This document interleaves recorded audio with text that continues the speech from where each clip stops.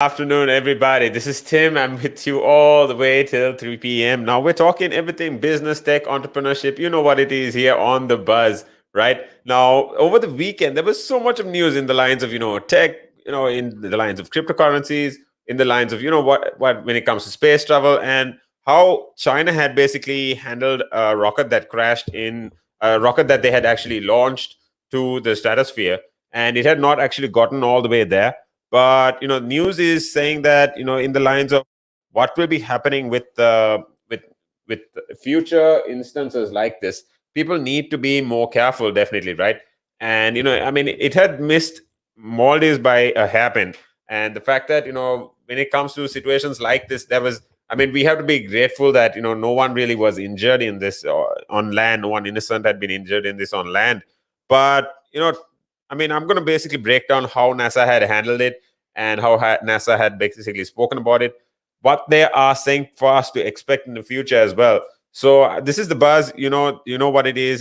This is Relax Radio. I'm your host Tim. I'm going to be with you all the way till 3 p.m. talking about what has happened here, and we've got another couple of cool topics. If it's Ethereum, if it is in the lines of Eid Mubarak, Mayabi. Pleasure having you here. Thanks for commenting. I appreciate you commenting. Stay tuned here. If you want to hear about the conversation that NASA has basically been talking about when it comes to the rocket that crashed next to Maldives, right? Just let us know what your opinions are. You can also call us up. You can, join the conversation here. You can call me up on 07852 473 473. You can listen to us on our channels that's on the app, if it's on if it is on the if it was on App Store or Google Play Store, right?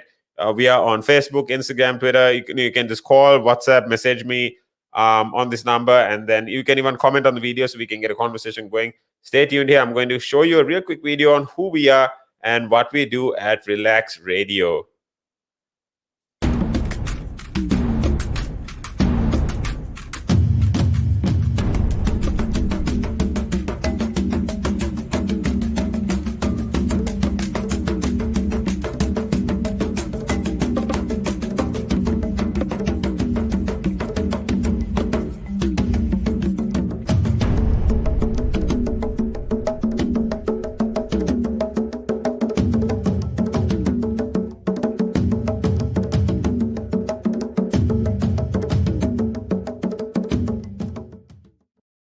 That is right. We are back on Relax. This is the buzz, and I'm talking to you. I'm your host Tim.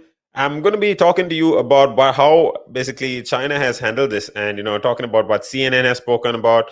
Talking about the spacefarers and the risks that there's so much of property on Earth, right? That could be that you are risking when it comes to situations like this. So, talking about how China had basically spoken in the lines of how they're, losing responsibility for, the standards that they're talking when it comes to space debris. And, when it comes to spacefarers, the nations must, minimize the risks to people and, other, basically when it comes to re-entries, right? So, maximizing the transparency of, where these operations are going to be going, and when you need to keep an eye out. So I mean, it's obvious space travel is becoming more normal by the day, and people are talking about how we are actually looking at expanding in the lines of as a species, right? So I mean, even if it comes to the lines of Elon Musk, now he's been a hot topic over the weekend. He was hosting the SNL show, and there was so many conversations around the SNL show and how Elon Musk was hosting it. Even when it came to the conversations with Dogecoin, he's been called the Doge father. And then, I mean, simple things like, when it comes to how space travel is basically, becoming normal now, and people are supposed to expect a lot of this, right? So when I talk about space travel, I mean, things around, if it is, Virgin Galactic, if it is Blue Origin, if it is SpaceX, we know all these companies are investing thoroughly. These are the private companies, at least by so far, right? But then we have governments in Russia, in the Middle East, in um, China. These companies, these governments are also pushing for space travel. I mean, it's becoming normal. We have to agree. We have to accept the fact that it's not going away for a while. I mean, it's going to be here for a while. If at all, the conversation and the stories around it are only going to keep increasing. They're looking at sending people to space at the end of this year.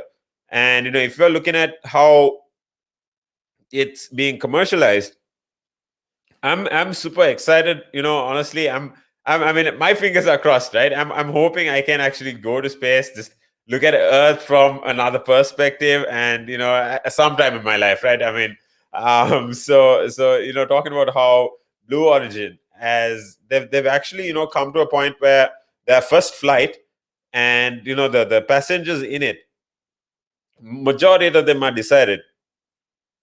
But when it comes to something in the lines of the last seat, one seat is actually being auctioned off. So we'll only be able to see at the end of this auction as to how much are people actually willing to spend to visit space. I mean, there was a couple of hints in the lines of how if it's going to be at around $20,000 a seat, or that's quite a bit. I mean, for a single trip around the planet.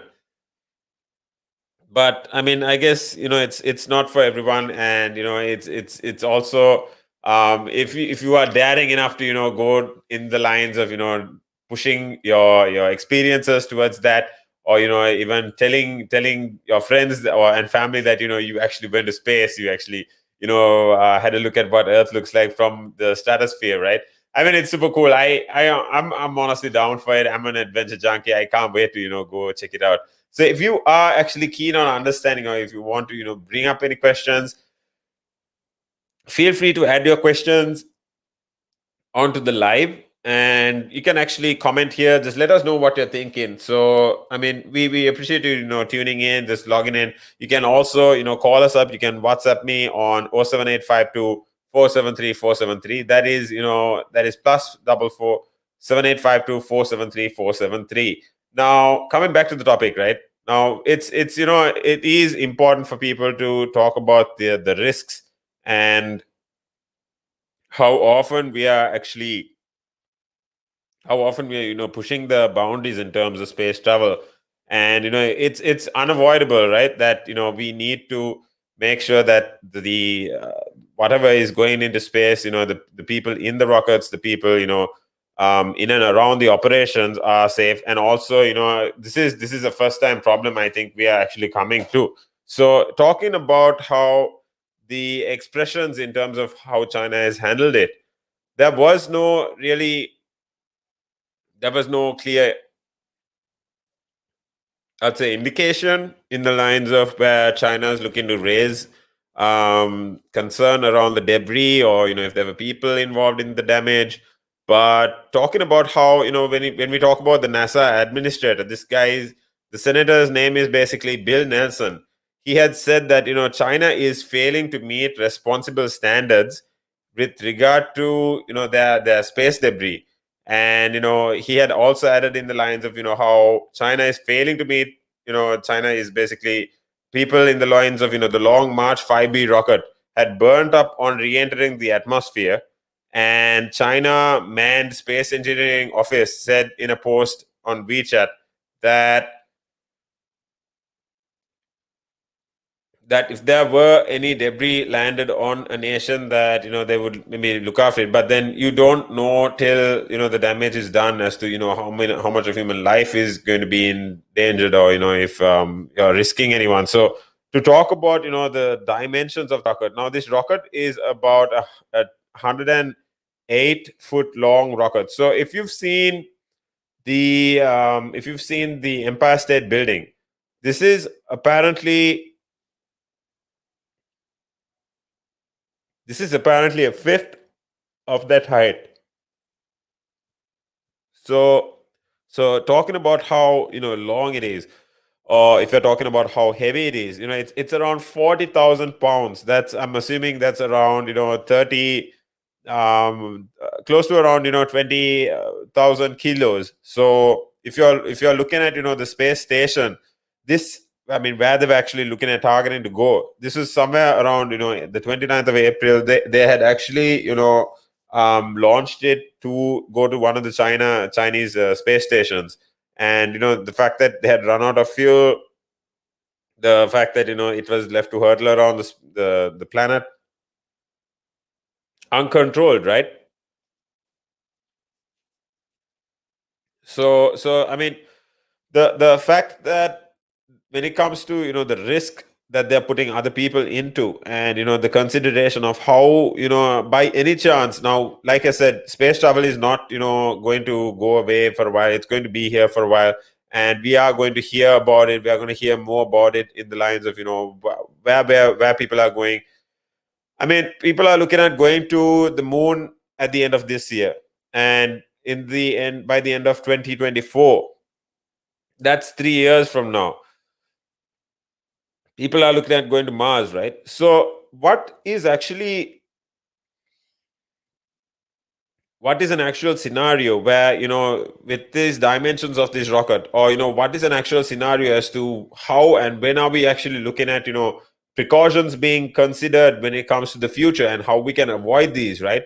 So I mean, if you are actually keen on learning more, just feel free to actually let me know. Just message me, or you can call me up.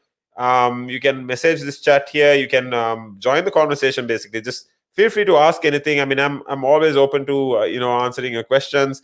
So I know you're also. I mean, your questions are basically being clarified now. We are talking about how the Chinese rocket that left Earth, and they basically came to a point where they've not been able to let it all the way through to the space station, because of the fact that the fuel had been spent before, right? And it had crashed a couple of days later, close to a week later. And talking about how, when it comes to the conversation with you know the safety of the people in Maldives, for instance. I mean, this was I mean, to be honest, there was an 80% chance of it hitting somewhere with people, or 80% chance, I'd say at least 60% of the world's where people are. This was as dangerous, right? So I mean, you never know where it could. I mean, if you were within let's say the center of America, and all the way down to Africa, that height in latitude of the earth is the amount of geographical risk, the geography that was under risk over the weekend. I mean, I'm just grateful there was no one injured as such, but I think in the lines of the future, this definitely can, I mean, let me know what you think. I mean, if there needs to be, I mean, I'm pretty sure fuel consideration is an obvious, but this is a good learning curve, I think, for people that are involved in space travel, to avoid such problems, avoid or come into a consideration that this could happen again. So you need to be aware, you need to be cautious about what you are doing, or the amount of lives you're putting at risk here, right? So I mean, like I said, this is Relax Radio. We're talking about business, tech, entrepreneurship. Now I'm talking about how the NASA has basically commented or criticized the way China has handled this operation. So stay tuned. I'm going to be right back with you, talking further about this conversation. I mean, it's a pleasure to have you here as always, and you can always hit me up on 07852473473. You can also leave a comment on this video, so I know what you want me to talk about, and we can actually get a conversation going. Stay tuned.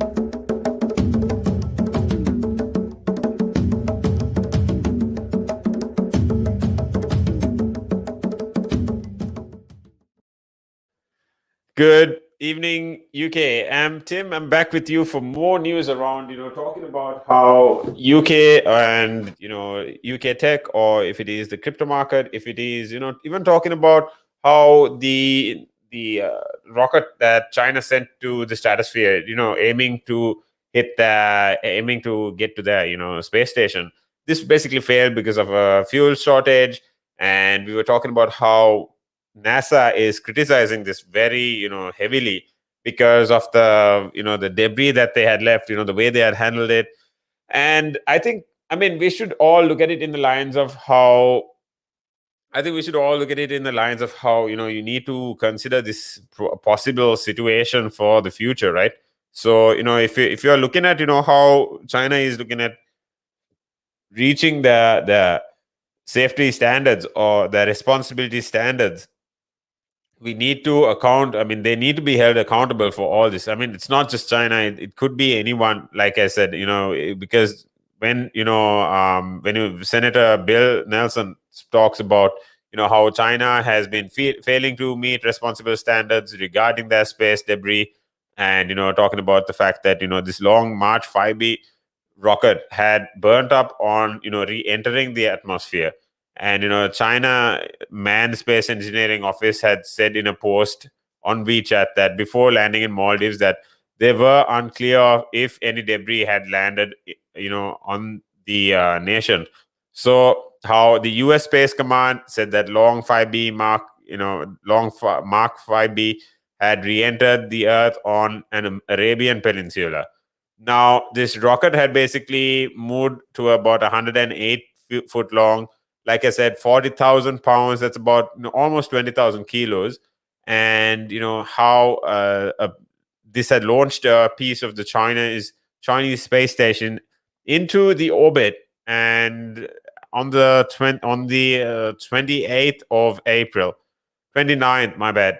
And after it hit after its fuel had been spent, the rocket had basically hurtled to space in an uncontrollable, way where when it comes to the Earth's gravity, you can't really stop it, because when it comes to we've seen in the movies, if you've watched Armageddon, or if you've watched a ton of these movies, you understand how when when objects are re-entering the Earth's atmosphere, they do burn up in the stratosphere, they do burn up in the different levels because of the friction, right? I mean, because of the atmosphere.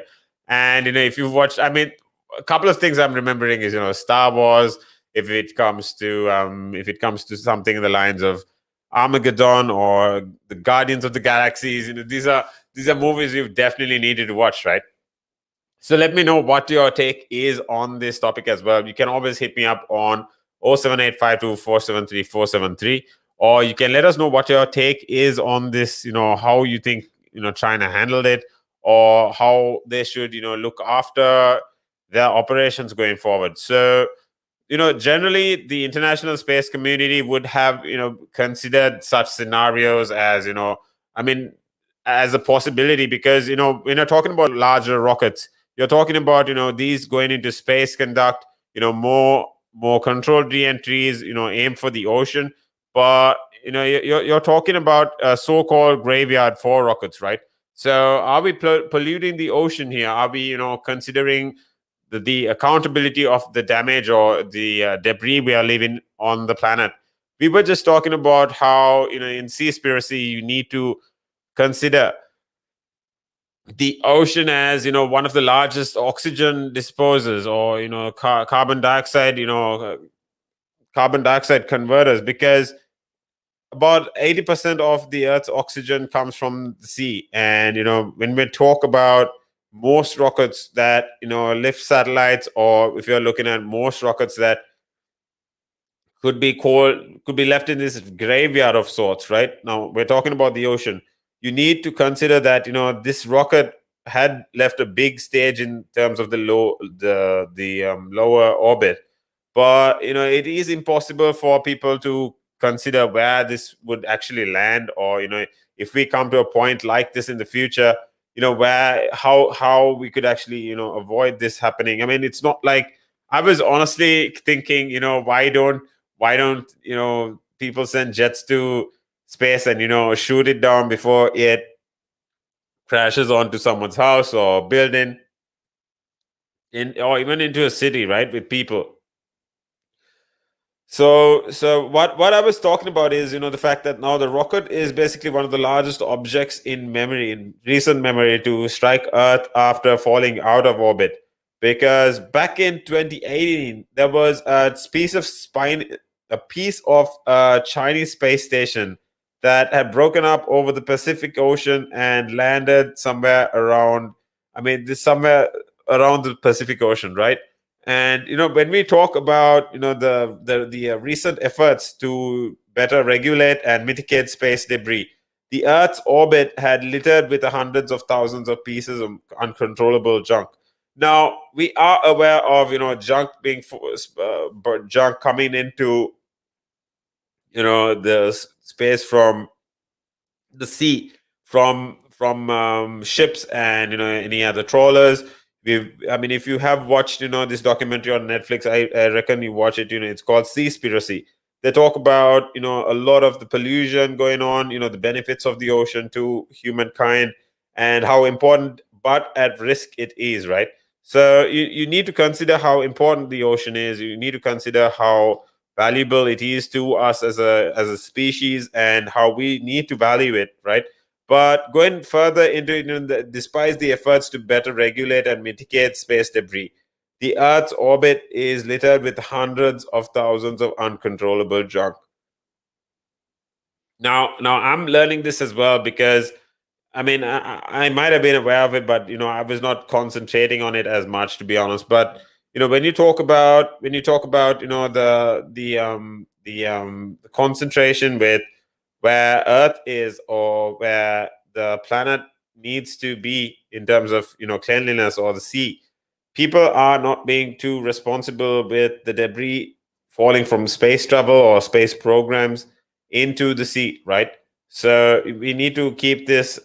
We need to hold people accountable, and despite the efforts to better regulate the mitigate the Earth's orbit, and then talking about hundreds of thousands of pieces of uncontrollable junk. These can be smaller than 10 centimeters long. That is around this small, right? But imagine hundreds of thousands of pieces of this. Now they do burn through space, when they do burn through the atmosphere when they're landing. But like I said, there's no norms of a rule or international law that has been specifically targeted towards countries, or in general towards controlling the amount of litter or debris that these leave. Now, for bigger rockets, it's best to just leave the trash in the orbit or away from the orbit of the Earth, because if you're not using them anymore, I don't see the point in polluting the ocean, or sending it back into, unless you're going to use it in a point where it could actually add any value, or a museum or something of that sort, right? So talking about how these guys had basically handled it, China had basically handled it. NASA was not really happy about it, but what we're going to do is, I've got another cool part of, I'm actually going to share a couple of my personal thoughts on it, adding to this. So stay tuned right here. I'm going to be talking also about how the UK's services sector has changed with Brexit, and what we need to actually consider in terms of where we're going to go. If you are in the service sector, you had a bit of a shake during the last year, and we're hoping, definitely hoping things go up from here. But the UK sector, like I said, needs to be put into consideration, or talks when we come to this topic. So stay tuned. I'm going to be right back with you, talking about where this is going to go, and what the effects of Brexit are influencing where it's going to go. You can call me up on 07852 You can also leave a comment, which I think is so much easier for you to let me know what you're actually thinking. And we can actually get a conversation going on here, live, right? Because I think it's important that we whatever message through, and we know what you want to get clarified. So just stay tuned here. I'm going to show you another quick video on who we are and what we do at Relax Radio. This is the buzz. I'm going to be with you all the way till 3 p.m. So stay.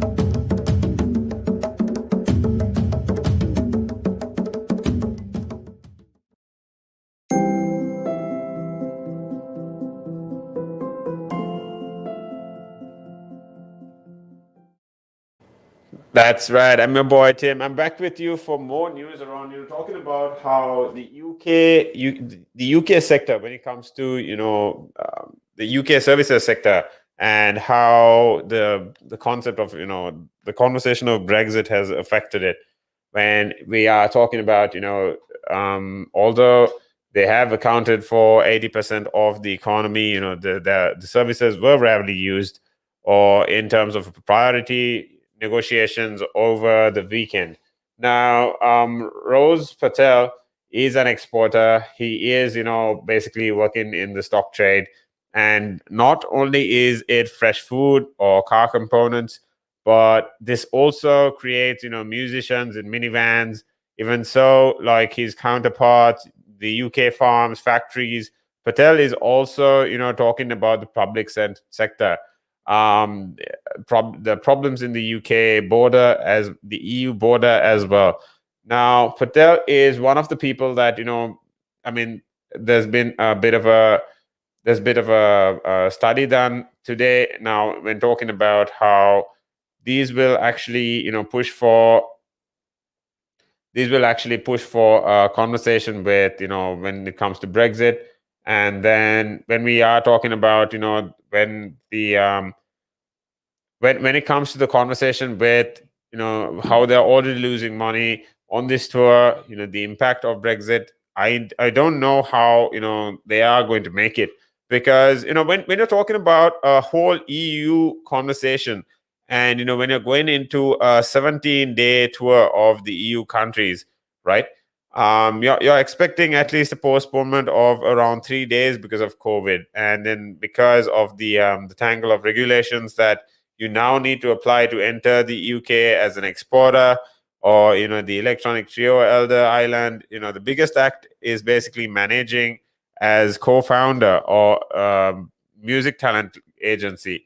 The whole conversation with with the rates, and talking about the biggest acts as management when it comes to the whole entertainment. These guys are planning how they are looking at working with the post, or when it comes to the founder of the talent agency. So it is important for us to understand how people are losing on this tour because of the impact of Brexit, or no one knows how they are looking at making it. But there is another musician that the musician's name is Mari Butler, but with the assist, there is going to be another rock band that when it comes to special groups, there needs to be a well informed group when it comes to booking stuff, and then talking about a flight, getting a flight, getting on a gig. Because I mean, these conversations are not only in the lines of Brexit, but it is also important for people to understand why and where different companies are considering these costs. Because I mean, with the EU, or the pandemic, with the conversation of how these guys are talking about the when it comes to a lot of when it comes to a lot of topics around the pandemic, people need to understand that there's so many topics that are affected by it. It's not just the people that are running businesses. It's not just businesses, but also it is people that are in the lines of controlling the service sector. And when I talk about controlling the service sector, I mean not just people that are running the company, but when we are talking about the consideration as to where people are going, and it's not just the people that are running the companies, it's not just the marketing people, it's also people that actually get down to the services. So if you're talking about musicians, you need to consider that negotiating Britain's departure from the EU, the service sector was rarely an opinion, and talking about the UK service exports, how these guys are basically the next. When I talk about a percentage of the total, 33% is random. I mean, not random, but majority businesses. When you're talking about 14%, it's the travel sector, right? 10% is the transportation sector. Then we go into financial sector that considers 20% of the exports to EU. Then coming further into telecom and then telco and then computer IT services is it's just 8.5 percent, right? I mean, we when you're looking at it, it goes down into a 1.2% per industry. When I talk about construction, personal, cultural, recreation, manufacturing, maintenance, and repair. So least at the least is just a 0.4% that goes into the government. But we are also to consider the trade and cooperation of the TCA. These are funded by the EU and the UK. This the 11th hour of Christmas that was shot on detail in many areas, right? But in particular, there had been a service sector that when it comes to extending the considerations to UK, or preparing these for UK businesses, there was a change that was inadequate, and particularly in the lines of service businesses, because Sally Jones, the EY's UK specialist on trade policy, these, I mean, when you're considering travel expectations, travel, restrictions to start or go with ease, there are many vaccinations that are rolled out across Europe. And when you're considering the impact of Brexit, the services, the industries, these are starting to be felt, right? Because it's not just immediately the employees or the workforce. You need to consider that there is families, and the families end up spending the expenditure there go down into wherever they're spending, if it's groceries, if it's travel, if it is even the internet, or if it is going to a cafe having your favorite coffee. These are all industries that at the end of the day get affected by this this domino effect. So when you're talking about musicians, when you're talking about the most visible people, I mean, you're considering a lot of bigger groups that are able to absorb the changes and the costs of the smaller ones, right? But these electric businesses are some in common. These guys do get complaints, and when you're talking about a sense of a much heralded opportunity outside the EU, these are industries that have a lack of attention. I mean, you need to consider the lives of these people, because it's not like they live, it's, I mean, I'd say majority of them have a part-time job, or majority of them have a full-time job. But you need to consider the fact that when it comes to all these businesses, there are people that need to be considered. I mean, it's not just for shows that we meet them or see them, right? You need to consider the fact that these are people at the end of the day, and they have lives. And we need to consider the fact that they have their expenditures that they need to follow. It's musicians, travelers, hoteliers. I mean, this pandemic has not been the easiest for most of us, but what I think we can do is get over this, and come together in helping these people out, or supporting local businesses. That's I mean, that's my take. But then when you're coming to another analysis by, I mean, I'm talking about an analysis by McKinsey, and this is talking about smaller businesses, right? They've actually considered a percentage of the export service businesses, and also 15% of other service exporting businesses. So I mean, what I'm going to do is I'm going to actually head on to a couple of videos to show you who we are at Relax Radio, and educate you on what we can do. But I'll be right back with you. Just stay tuned. And this is the buzz. Like I always say, we talk about business, tech, entrepreneurship, and anything you need to know with regard to the economy, what's going on, what is hot. And it's just one place you need to be, all the way from 12 to 3 p.m on weekdays. I'm your host, Tim, and I'll be right back with you after this quick video.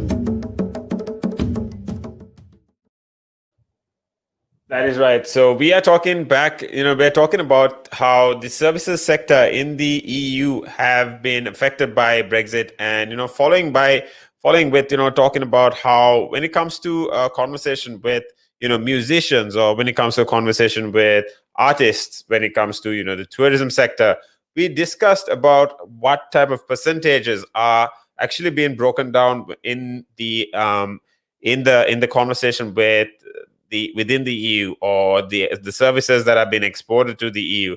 So I think it's as important for us to consider, how important these people's jobs are, and when it comes to the economy, how far these actually go into affecting the conversation there, right? So when I talk about the lack of attention that has been given to the negotiators, or the high proportion of the majority economy when it comes to these guys, and the equivalence for the EU and the UK.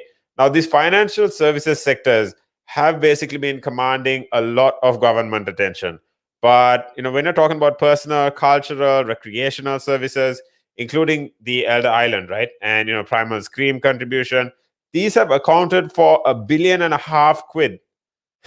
That's when you're talking about, like, let me say that again, when you're talking about personal, cultural, and recreational services, these are including Elder Island, primal scream contribution, that had accounted for a total of £1.5 billion. But when you're talking about, I did say that I was going to talk about a study done with McKinsey, and multiple sectors that have basically spoken about smaller businesses, that they make up for a higher proportion of the exporters of to the EU, right?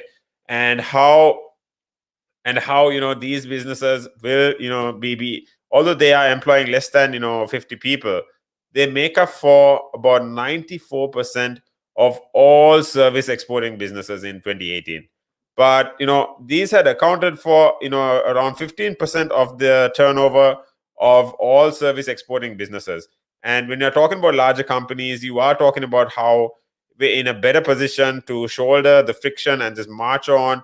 This says that the University of Sussex, and the director of UK Trade Observatory, Britain skill sets, and how during this noisy transition basically to Brexit, some of these critics had basically spoken of the EU, and how they had maintained a single market open in 1993, right? But with things still being patchy, I'm not. I mean, I want to know what your take is on this. I mean, do you really think we are looking at a genuine number set here? Because when you're talking about uneven mutual recognition of qualifications, when it's become incomplete, or the EU becoming unique among trading blocks, or overlapping benefits, these are basically offered inside the market, right? And there's mutual recognition, there's freedom of movement, there's rights of establishment, and then there's a lot of freedom in flow, right? But are you talking about the EU services sector in the OECD index? But I mean, I want to really know. You can always, like I said, feel free to call, text, or WhatsApp me. You can obviously like our Facebook pages. You can link up with our YouTube. Hit the bell icon if you want to stay tuned on when we are coming online, so you don't miss any of our conversations, right? But adding to that, there's the Bochert that believes in the share increasing in the UK for the services sector in the past 30 years, right? Now these have reflected the EU, and the access that the EU pool, particularly in the skills incentive areas, in law, in advertising, in consulting, where the EU has a comparative advantage. But the next question is basically in the lines of where or whether the UK services sector can sustain its previous upward trajectory. Because I mean, when I'm talking about the proxy of when I'm talking about the proxy of the depth of the EU single market services, this is provided by OECD Index, and this is data for 4 years from starting from 2014, right? With the comparison of the restrictions imposed, there have been 25 members of the EEA, including the largest of EU countries, that had basically spoken of imposing a third country wishing to trade to the EEA. And, on a scale of 0 to 1, where 0 being completely open and 1 being totally closed, the EEA average was 0.06. So this is almost half, but they were more inclined to be being closed, right? And, talking about how the average for the trade parties, average for the third parties with a 0.22%. Now, I'm going to be actually talking to you about how these can, these fundamentals or these industries. I'm going to be breaking it down by goods, by services, by trade, and then so you actually get a better understanding of where the money is going. What actually these what these EU or these auditors are actually breaking down for you. So stay tuned. I'm going to be showing you these very soon. Now, if you are keen on understanding where this money is going, the price of assess, so on and so forth, just stay tuned. I'm going to be showing you a quick video on who we are and what we do at Relaks Radio.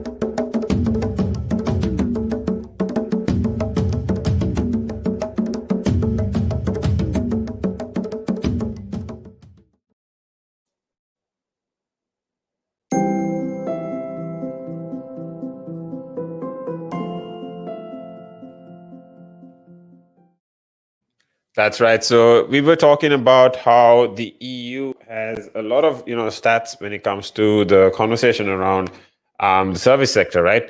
And talking about the prices of assessors, now in the goods sector, we have a balance, negative balance of 100 made, right?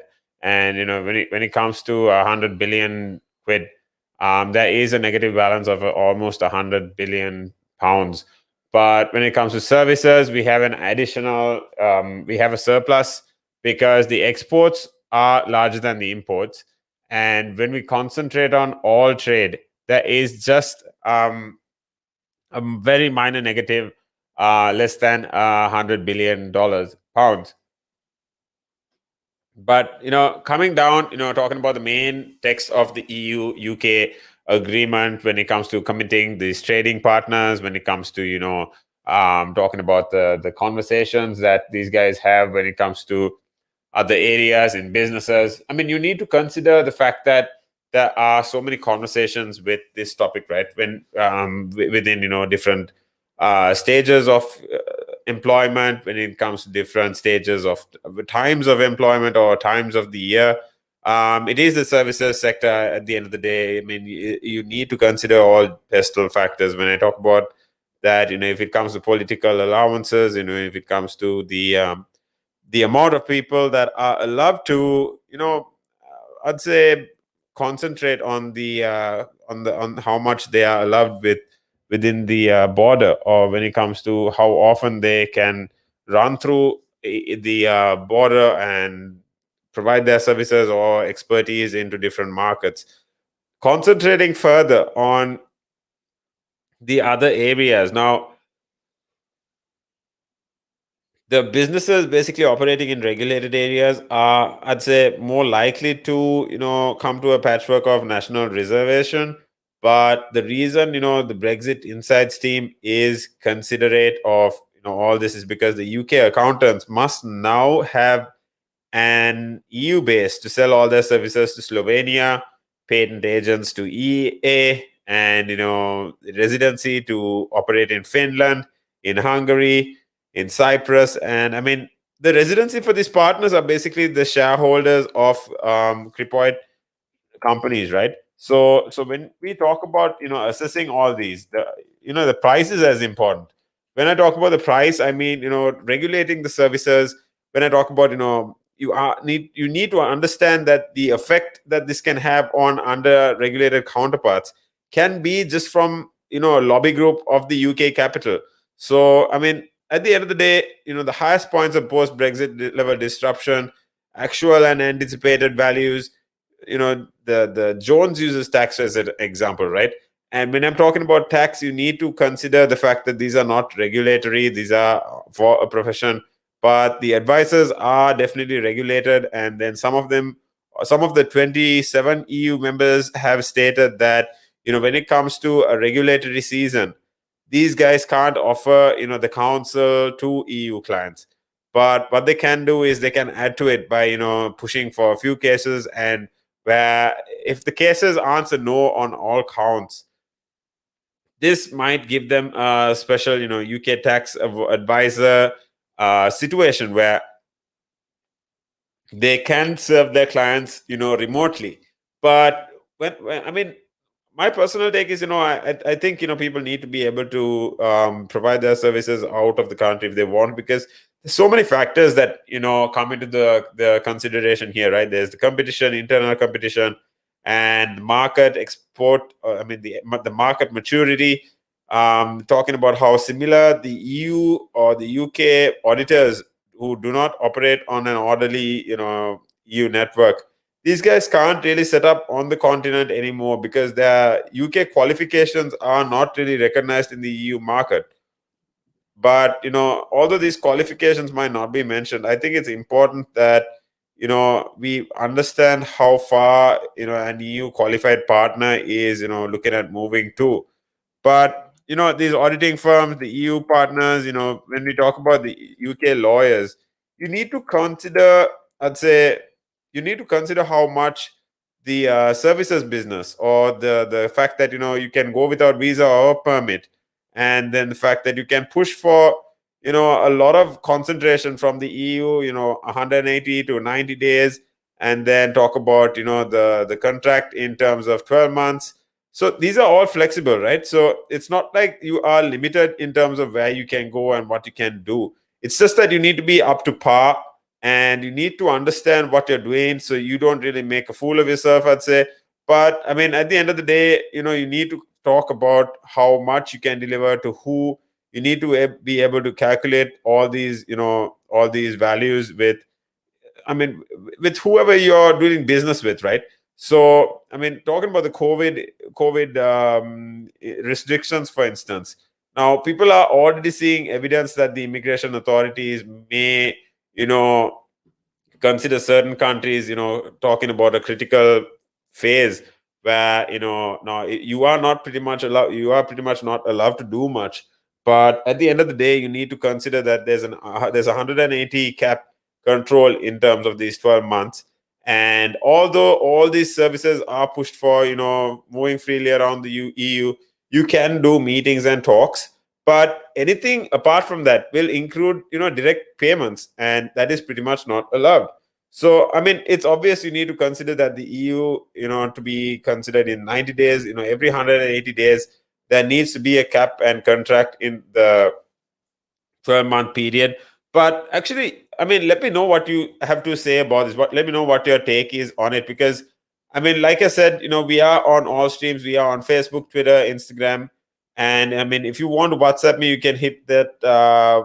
Call me up on 07852 473 473, and I've actually got the number up here, so you can call me up. You can WhatsApp me. Just let me know what your take is on this topic. If you think the EU is able to move to other channels, if you think the EU can actually push for a lot of conversation around exports and reduce our final border, or I'd say reduce the loss, that the overall loss, to less than I'd say 80 to 50 billion pounds, right? I mean, countries have it worse. I think we have a lot to appreciate here. But talking about how there is a three strikes policy that warn for a breach of rules, I think these are also as important as considering the fact that you can employ someone or apply for a job. There are fines for second breaches. Then there's a ban after a third offense. These COVID regulations have actually added a lot to these, and my opinion, it just adds a lot of I'd say it adds a lot of confidence in the people that are already involved in the process, right? Because you need to consider that these are lives too. And I mean, this whole story around the pandemic here is just it just seems to be a domino effect. But talking about the SMEs, talking about supporting the SMEs, now this would be actually a quick bit that I'll be talking about with this topic here. But I'm going to actually show you a few videos of who we are at Relax Radio and what we do. But stay tuned here. I'll be right back with you with talking about the SMEs and how we need support for them.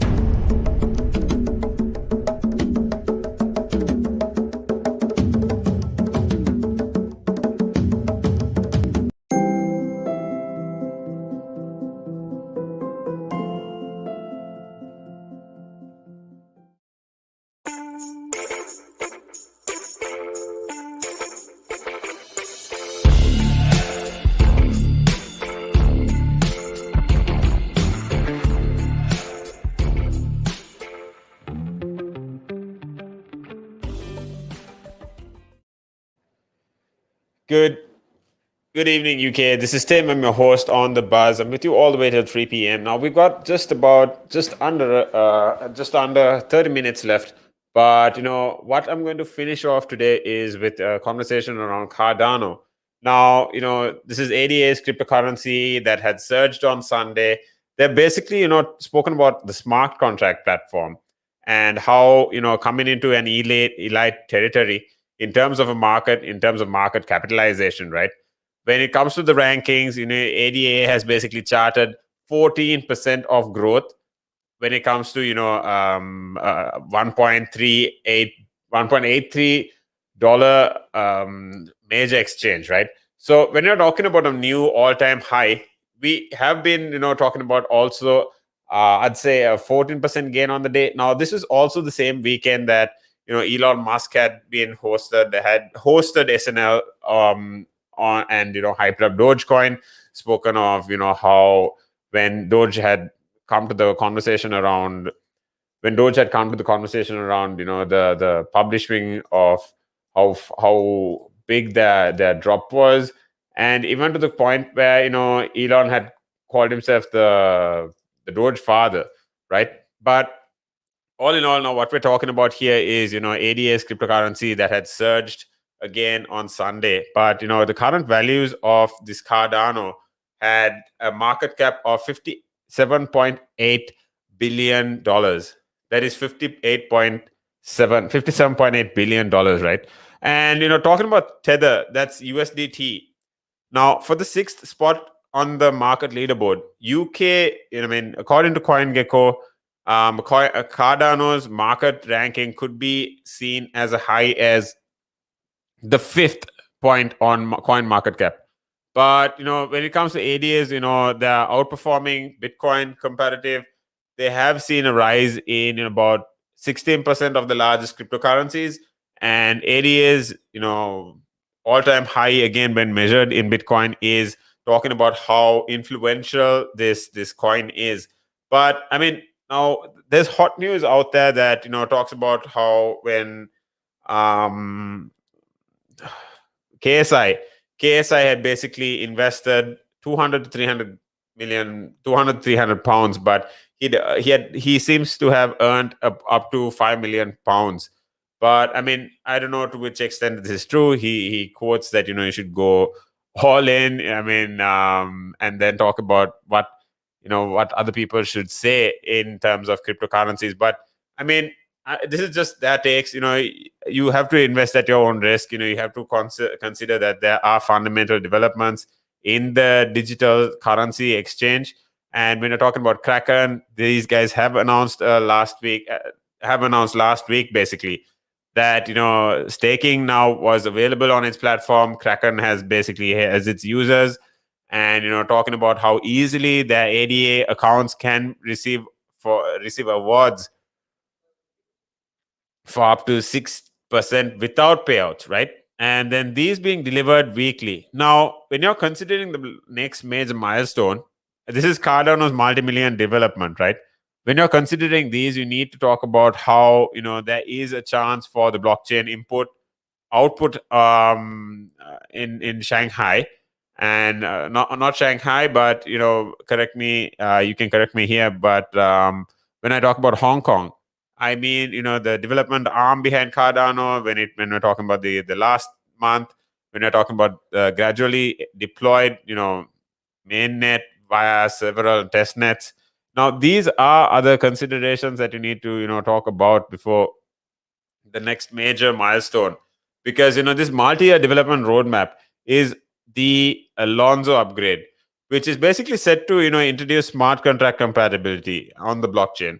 And the input output of Hong Kong in terms of the development arm behind Cardano. I explained last month that Alonzo is being gradually deployed to the main net, and these several test nets are early in the lines of adapters, partners, and these will be able to test a new dropout somewhere in May and June. So I mean, if you are looking at gaining in Cardano, this is your crypto tip of the week, of the day. Just look at keep your eye out on Cardano. These guys are looking at new rollouts in terms of their deployment. So I mean, it's going to be all good for you if you're keen on getting on this, right? So I mean, I'm going to leave you with a couple of videos again and talk to you finally about the conversation around how the I'm just going to wrap it up afterwards, with the conversation around how 80% of the economy services were rarely priority, um, when it comes to the UK services sector. Also, this is all in the EU, right? Mind you. So we need to consider how these guys were as important. So stay tuned. I'll be right back after these videos with more news for you. Breaking down, the SMEs and how these SMEs need to be supported, right? So this is Relax Radio. This is the buzz. If you want to hit me up, you can actually, even comment on this video. Just let's get a conversation going. Let me know what your take is on what's going on. I'm looking forward to hearing from you, and log in before I log out. So stay tuned. This is Relax Radio. I'm your host, Tim.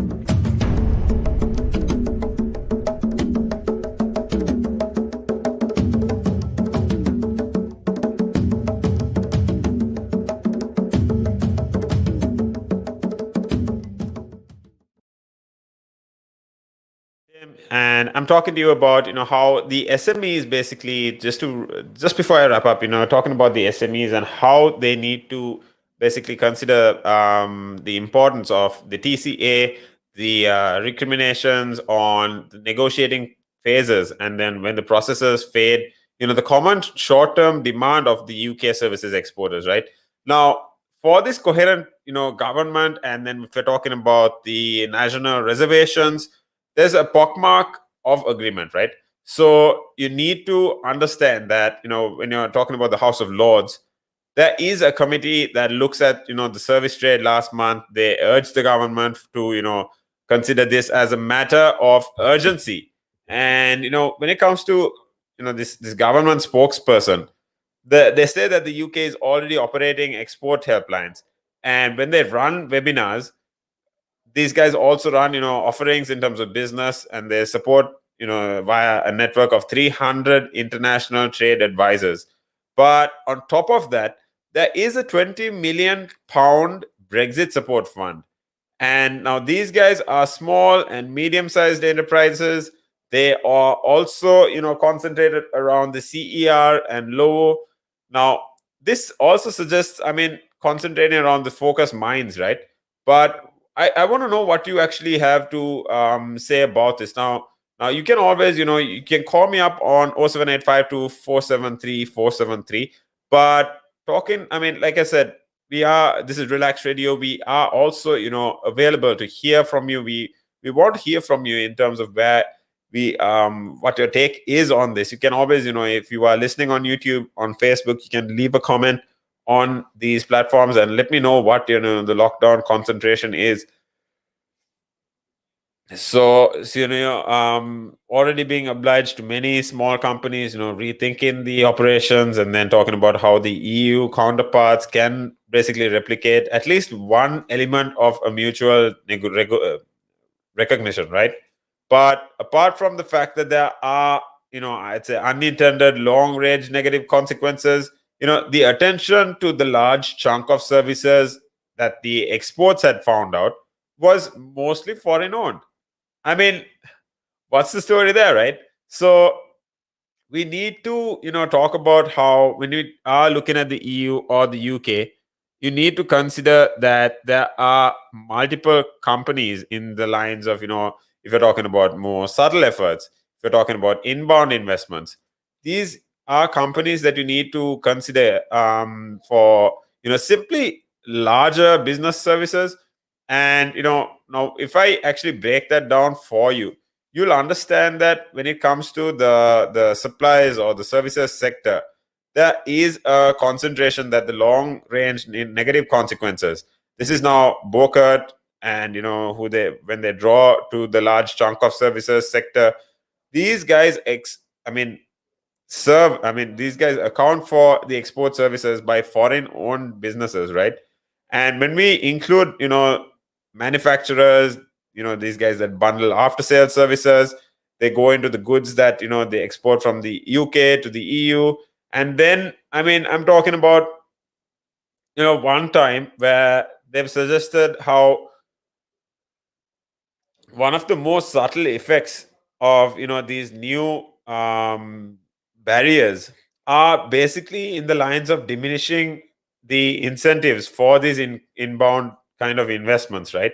But similarly, when larger service businesses come along, they look to expand their staff in the EU rather than the UK. But to add to that, there's Stefan Denier, the Director of Strategic Relationships at the Law Society of England, Wales, and London. Now, these guys talk about an European presence which will stick with their global strategy and, start to favor EU nationals for partner promotion of the UK passport holders. Now, it it may be too soon for us to consider, as to where this is going, or to add, let's say 1 plus 5. That I mean, to come to a point where between the mid-December and January, this may need to break down as to what type of Brexit effect will actually impact on all these services. But to leave you with a bit of thought, food for thought. I'm going to talk about how this pandemic has, basically, I'm going to leave it to question rather, and talk about how when you talk about the pandemic and a muddy statistic, you need to concentrate on Brexit's effect for a while. When economists also say that it'll be hard to compare what might have been with what takes place, there are service providers, although it may be a queasy sense that the trade with the EU has become temporarily harder and the rich services might be less attractive for EU customers, right? Now, so is it worth the trouble? Now, what they say is, are we actually considering this Brexit conversation that has been going on for years? Uh, is it? We saw a decent nation. Although people, I am looking at it from both perspectives, but is it? Are we actually crossing the line here in terms of how much of effort are we actually going to do to split the countries, or make different I'd say make different lines in terms of where these countries are going. So let me know what your take is here. You can always leave a comment here and just me leave these thoughts with us, so we can actually address these. Now, I've got a couple of cool conversations coming up tomorrow for you, but I'm going to need to head out now. I've got Nick on board. He's going to be with you all the way till 6 p.m. And then we've got Matt coming on board till 9 p.m. So this is Relax Radio. I'm your host, Tim, on the buzz. It's time for me to head out, but I'll be right back with you with more cool news talking about entrepreneurship, business, tech, updating you with everything going on in the business world in the UK. So I hope you have a good day. I hope you have a decent evening and productive day. I hope you have an amazing weekend, week rather. I'll see you tomorrow, same time, same place. I'm looking forward to hearing from you, hearing your comments, and I'll be back with a lot of cool news for you. This is Relax Radio. This is the Buzz logging out for the day. I'm your host, Tim. Good evening.